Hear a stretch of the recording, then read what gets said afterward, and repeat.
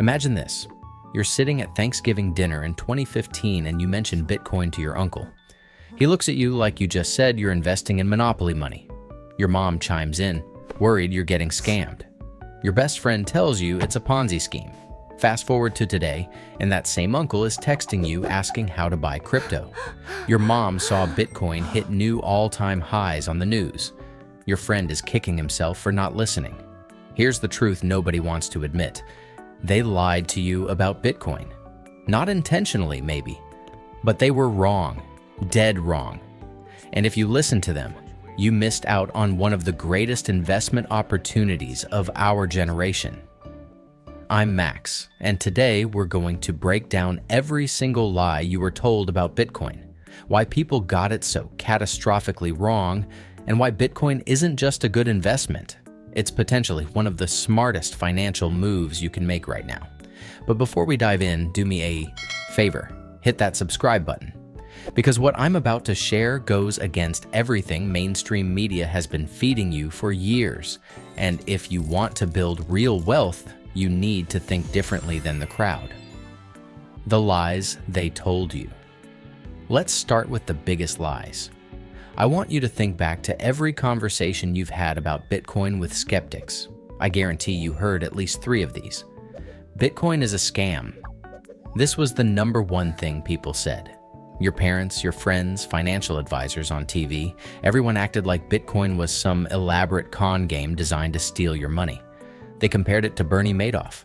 They said it had no real value. They genuinely believed that anyone buying Bitcoin was a fool destined to lose everything. It's only used by criminals. Remember this one? Everyone pointed to the Silk Road and claimed Bitcoin was just for buying illegal things on the dark web. The narrative was clear.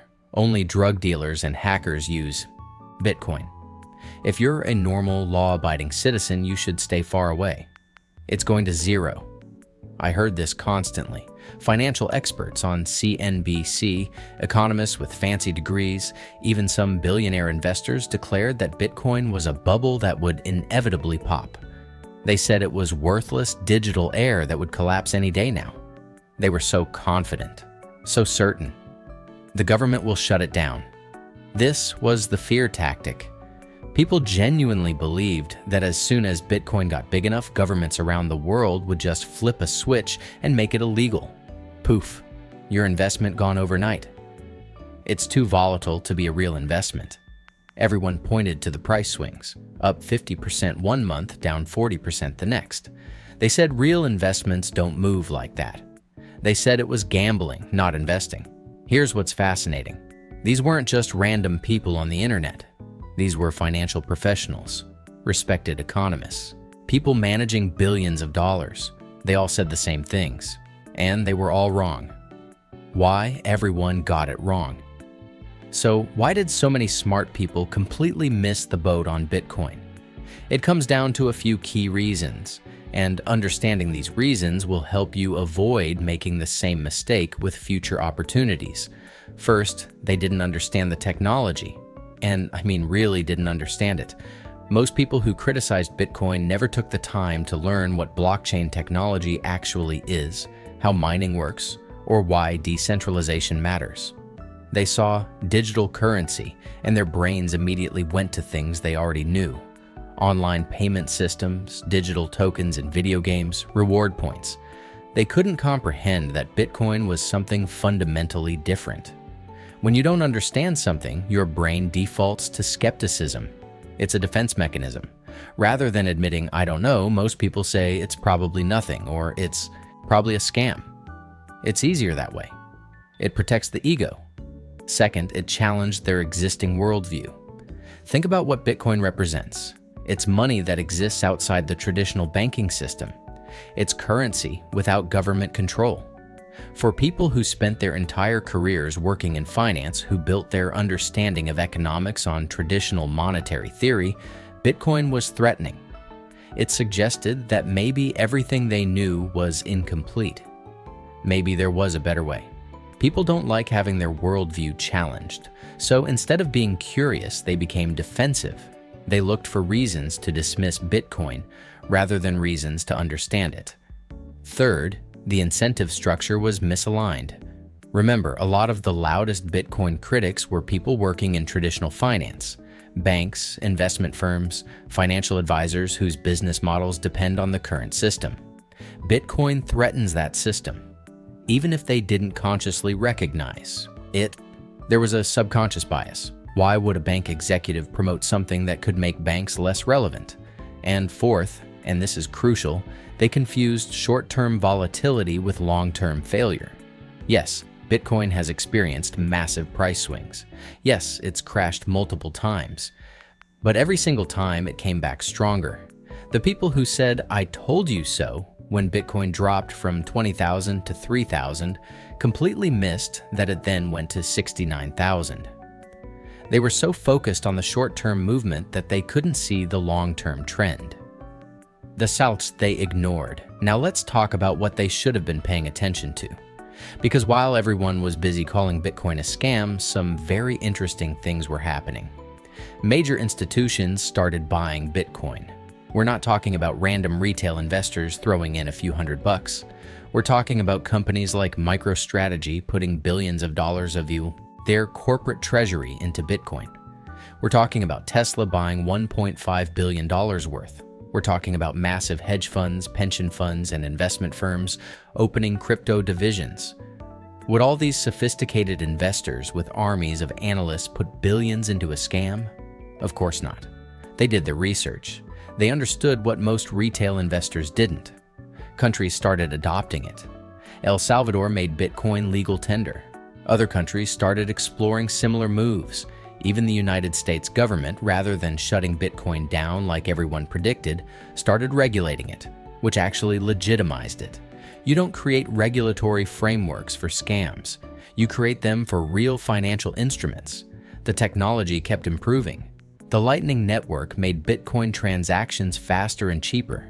Security kept getting stronger.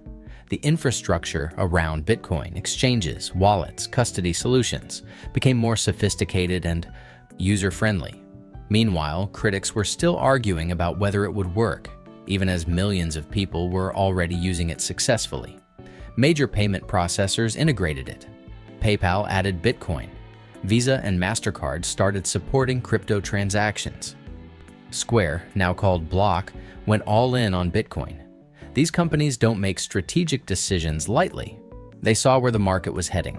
But here's what really matters. Bitcoin kept proving the skeptics wrong over and over again. Every time someone declared it dead, it came back. There are literally websites tracking how many times Bitcoin has been declared dead by major publications. The number is in the hundreds. Yet here we are, with Bitcoin not only surviving but thriving. Why Bitcoin is actually a great investment. Alright, so we've established that the critics were wrong. But that doesn't automatically make Bitcoin a great investment. So let me break down exactly why Bitcoin deserves a place in your portfolio. First, scarcity.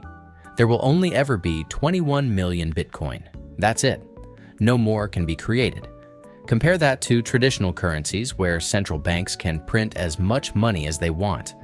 We've seen this happen repeatedly. During the pandemic, governments printed trillions of dollars. What happened? Inflation skyrocketed. Your dollars became worth less. Bitcoin can't be inflated away. Its scarcity is mathematically guaranteed by the code. As more people want Bitcoin but the supply remains fixed, basic economics tells you what happens to the price. Second, it's the best performing asset of the last decade. This isn't my opinion. This is mathematical fact. If you bought Bitcoin at almost any point and held it for 4 years, you made money, significant money. We're talking returns that dwarf stocks, bonds, real estate, gold, pretty much every traditional investment. Yes, it's volatile. Yes, there are huge swings. But zoom out. Look at the long-term chart. The trend is unmistakably upward. People who bought Bitcoin in 2013 and were told they were idiots, they're rich now. People who bought in 2017 at the peak and were told they'd lose everything, they're way up. Third, it's a hedge against inflation and currency debasement. We live in a world where governments have unprecedented levels of debt. The only way they can manage this debt is by inflating their currencies. Your savings in a bank account are losing purchasing power every year. Even a savings account earning 2 or 3% interest isn't keeping up with real inflation. Bitcoin offers an alternative. It's often called digital gold, and that comparison makes sense. Just like gold has been a store of value for thousands of years because of its scarcity, Bitcoin can serve the same function in the digital age. Except Bitcoin is easier to store, easier to transfer, and easier to verify than gold.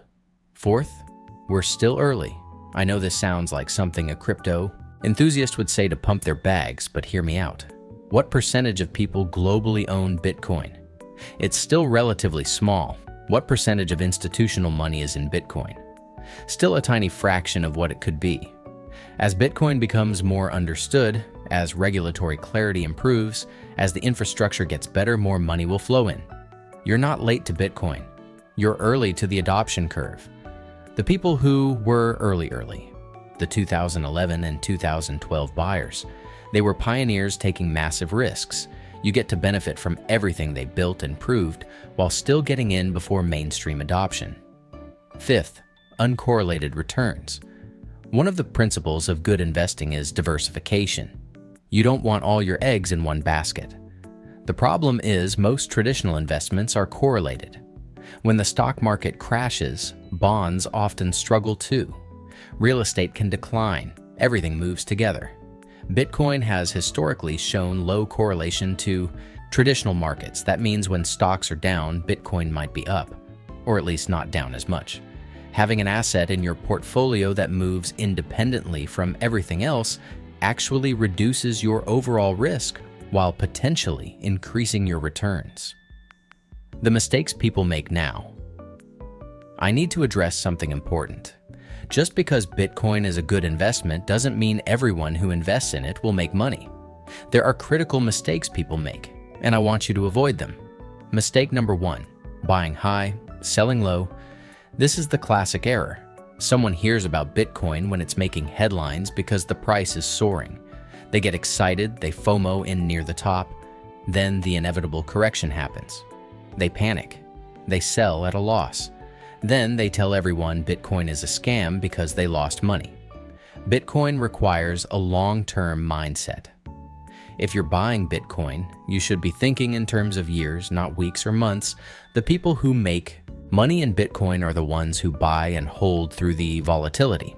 Mistake number 2, investing more than you can afford to lose. Look, I'm bullish on Bitcoin. I think it's a great investment, but it's still a relatively new asset class with significant volatility. You should never invest money you need for rent, for food, for emergencies. Only invest money you can afford to have locked up for years. The people who get hurt are the ones who put their life savings in, then need to pull it out at the worst possible time because of an emergency. Don't be that person. Mistake number 3. Not doing your own research.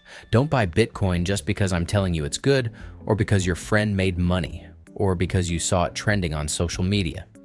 Understand what you're buying. Learn how Bitcoin works. Understand the risks. Make an informed decision. Mistake number 4. Trying to time the market. People waste so much energy trying to buy at the absolute bottom and sell at the absolute top. It's impossible. Even professional traders can't do it consistently. A better strategy is dollar cost averaging, buying a set amount regularly regardless of price. This smooths out volatility and removes emotion from the equation. What changed my mind? Let me get personal for a second. I was skeptical of Bitcoin at first too.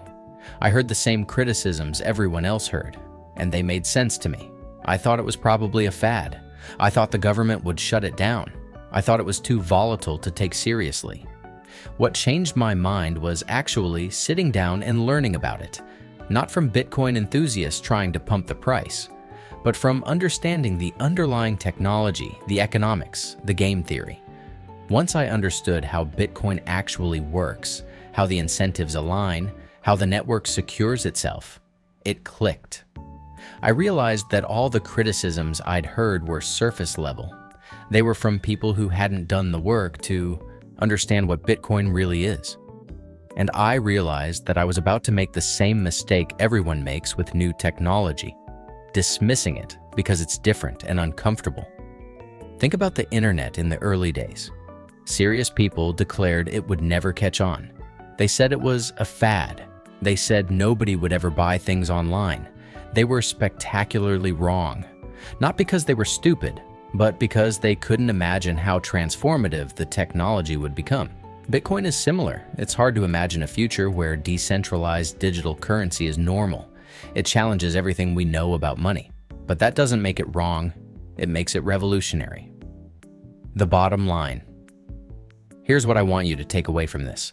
The people who told you Bitcoin was a scam, that it would go to zero, that the government would shut it down, that it was only for criminals, they were wrong.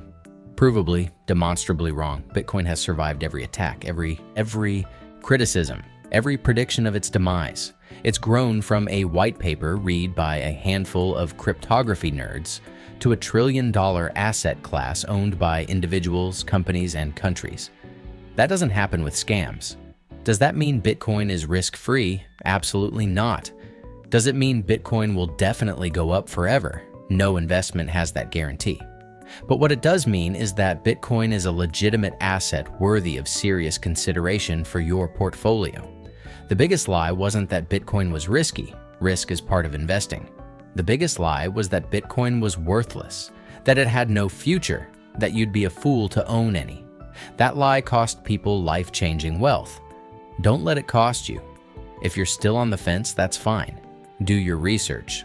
Learn about Bitcoin. Understand what you're buying. But don't dismiss it just because someone who doesn't understand it told you it was a scam. Don't make the same mistake millions of people made who listened to the wrong advice. And if you're already in Bitcoin, if you bought despite everyone telling you not to, congratulations. You thought for yourself. You did your own research. You saw what others couldn't.